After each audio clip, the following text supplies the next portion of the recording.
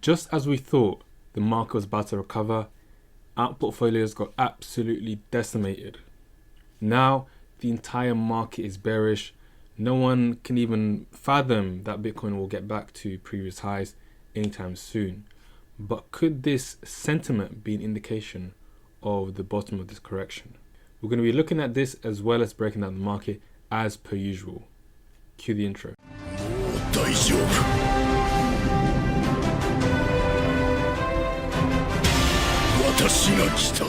Before we get started, if you haven't already done so, subscribe to the channel and like this video. Would very much appreciate that. And also, if you're new to crypto and you want to learn the fundamentals, a bit of TEA, all the basics, then go ahead and click on the link down in the description to enroll to my course. And also, I've got a private Telegram group, completely free, if you want to join, where I post more regular charts, TA, and things like that. Link for that is in the description. And lastly, as I said in my last video, if you don't mind, I would very much appreciate it if you just drop a random comment just for the algorithm. Anything, nothing, that doesn't have to be anything particular, but it would help the engagement. And a lot of people did that in the last few videos, so thank you to those that did. And I would request that again if you can, just for free. Now, let's get into the actual video. Now, I've got a book with me. I'm going to read a little passage. I'm going to take you back to reading time, back in the days of school. If you haven't read this book already, you need to. It's The New Market Wizards. He's got 2 books where he interviews the best traders of all time and interviews them. So the reason why I'm reading this is in relation to what I'm about to say after this in regards to, of course, the crypto market. So, and this is very, very important. So a trader called Ed Seykota, which is one of the best traders of all time, he gets interviewed and he has a conversation with the interviewer. And what he says was, well, he's doing a presentation. So let's go ahead and read that. Ed began his presentation by asking for a volunteer from the audience to point to the time periods on various charts that coincide with the dates of financial magazine covers he had brought along. He started in the early 1980s. The cover blared, "Our interest rates going to 20%. Sure enough, the date of the magazine cover was in near perfect synchrony with the bottom of the bond market. At another point, he pulled out a cover with an ominous picture of farm fields withering away under a blazing sun. The publication date coincided with the price peak of the grain markets during the 1988 drought. Moving ahead to the then current times, he showed a magazine cover that read, 'How high can oil prices go?' This story was written at the time of skyrocketing oil prices in the months following the Iraqi invasion of Kuwait. My guess is that we've probably seen the top of the oil market," said Ed, and he was right. Now you understand how to get all the information, important information about impending market trends from news and financial magazines. Just read the covers and forget about the articles inside.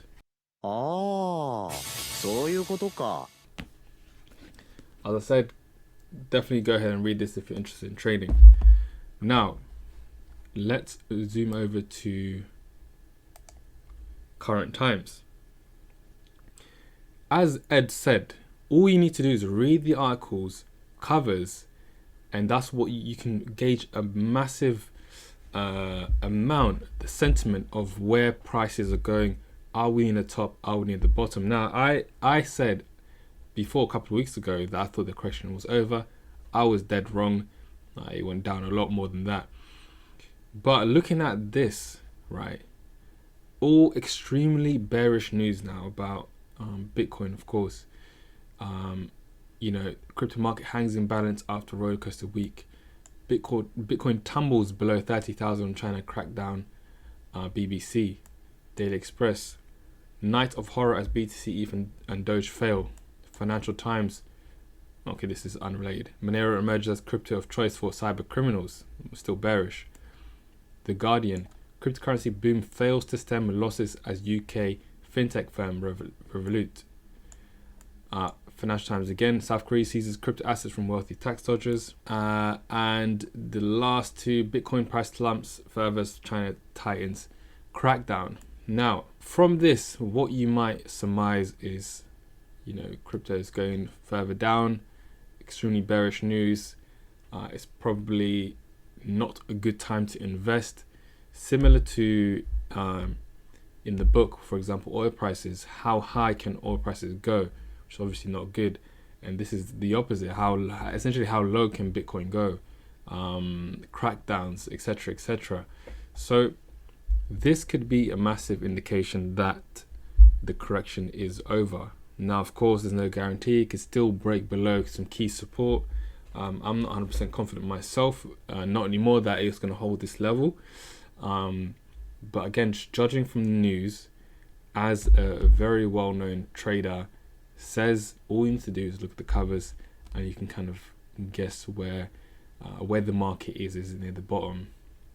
And to be honest, even though I was not expecting a correction of this magnitude, for a long time, up to 65,000, we were in extreme greed territory, and now it's flipped. The market, it's like a pendulum. It goes from extreme greed, and the same measure will go to the opposite side and turn to extreme fear. So that is where we're at now, extreme fear, and I think this is a good indication that this could be the bottom. Really? Now, moving forward to the next piece of news, even though I think this is probably the most important thing today, the next piece of news is actually bullish, and this is regard to FTX exchange, one of my favorite exchanges, doing very, very well. They said for a little while now that they're going to focus more on brand awareness, even though they are one of the most favored exchanges to use for traders. The brand awareness isn't very great. So they went ahead and sponsored the Miami Heat initially, and now they've gone forward and sponsored the whole Major League Baseball league. So this is incredible. They really are pushing full force ahead with their brand awareness.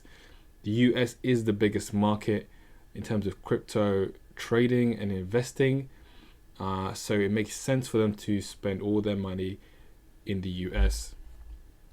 So what they've done is, after joining forces with the Heat, the cryptocurrency exchange FTX keeps its expansion with significant partnerships, this time US MLB. As a result, the trading platform has become the official crypto exchange brand of the league.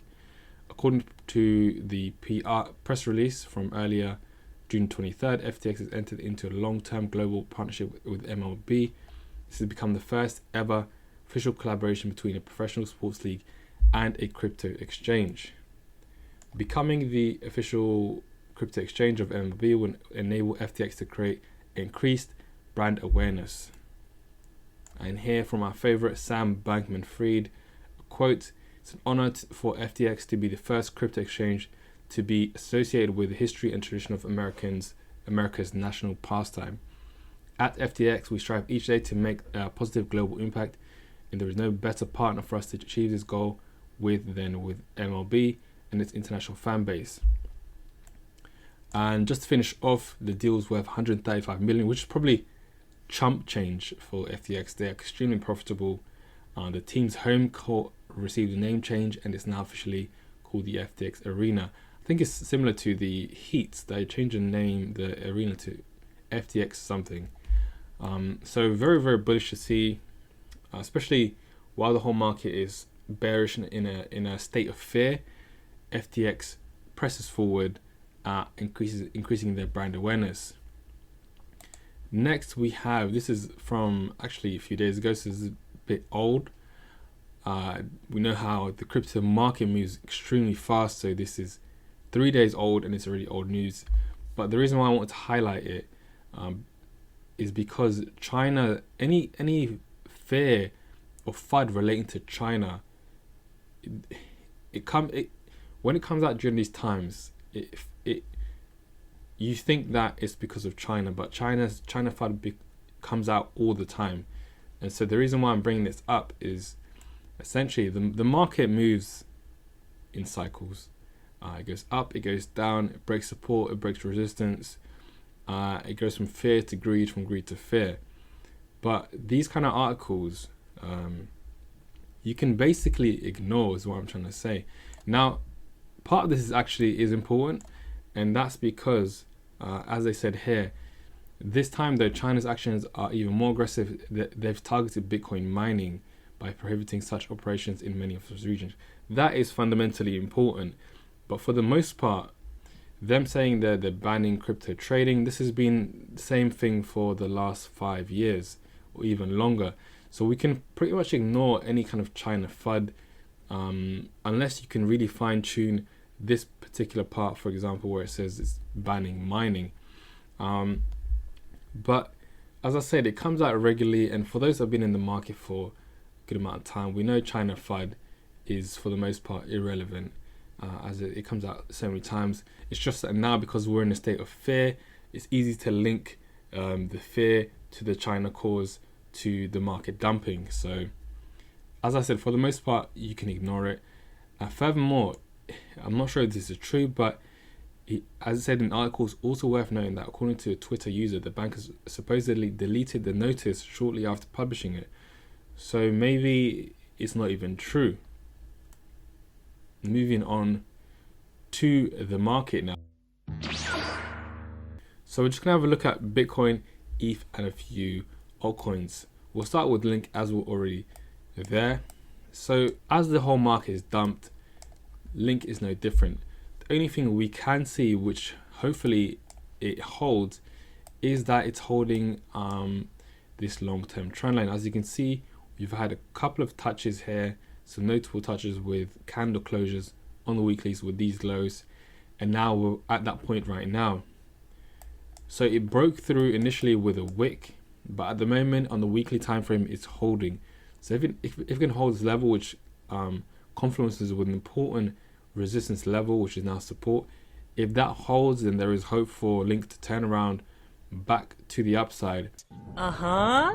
Most likely towards $24. So we want to see it hold that level. If it doesn't, then the next point of support will be this level around $14 to $15. Cosmos Atom, similar, it's dumped as well, and similar to Link, there's a long-term trend line that is currently holding at, is just below it or just on it, but if this holds as well, then there is a chance for it to turn around back to the upside towards $11 and $12. If it doesn't, if it breaks below, then the support will be previous resistance at $8 and some change, $8.50. So we want to see it hold. It is very interesting because both of them are now at a crucial level of support. Is the market gonna continue dumping, or is it gonna hold? We'll have a look at SingularityNet, one of our favorite tokens.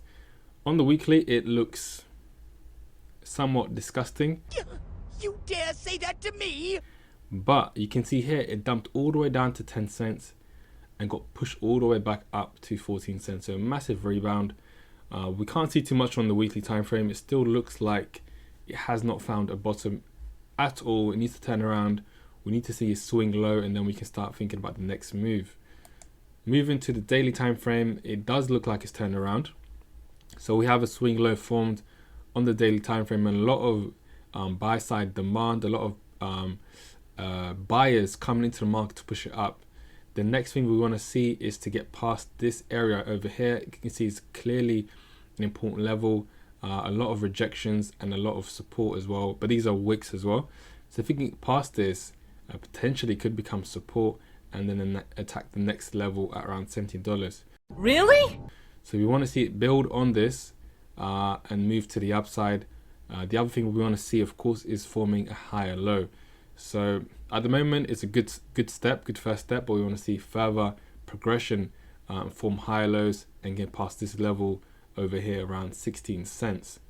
If not, if it goes back below 13 cents, then we could see potentially even further down back to 10 cents. Now let's look at Bitcoin and Ethereum. Very, very important to look at these two.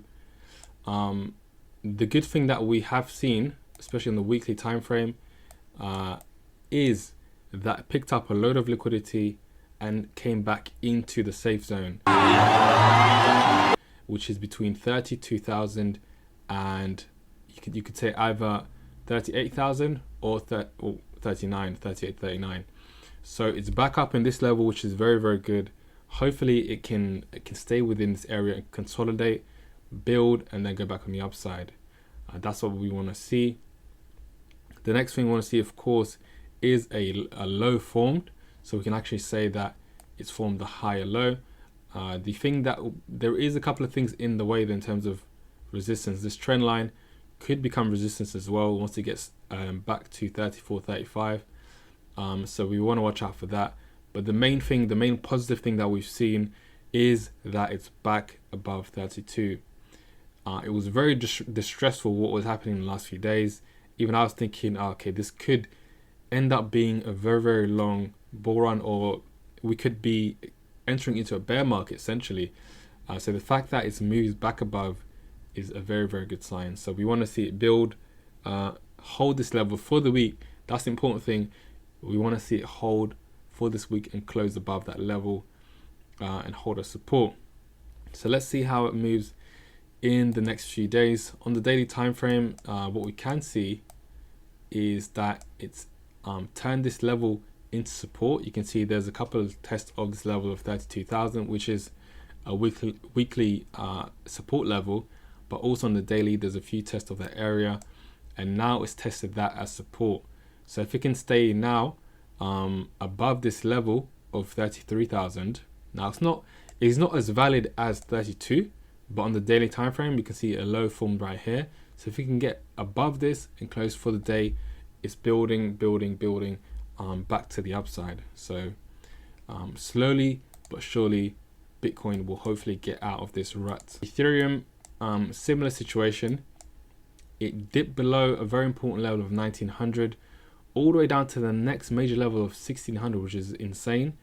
But the good thing is that it's holding this key level of 1900. If it can stay there, close and then turn around, that'll be very bullish. If it does close out, I do think it will become support, and then it will turn around to attack 2100 and then above. Really? Maybe it'll consolidate in this area perhaps, but the main thing is we need to see it close above this level of 1900. So that'll be all for this video. Thought I'd bring somewhat of a mid-week update.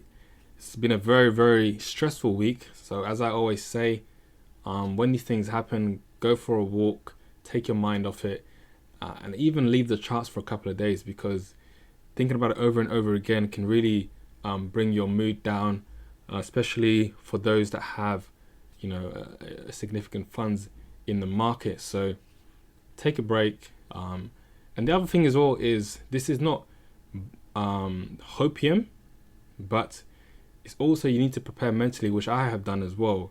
Potentially this could not be a 1 year bull run. It could extend even longer perhaps. So we need to mentally prepare for that. And if we mentally prepare for that, we won't have as many negative emotions because we have an expectation of it coming sooner. So mentally prepare for it, take your time, and especially don't sell at these low prices.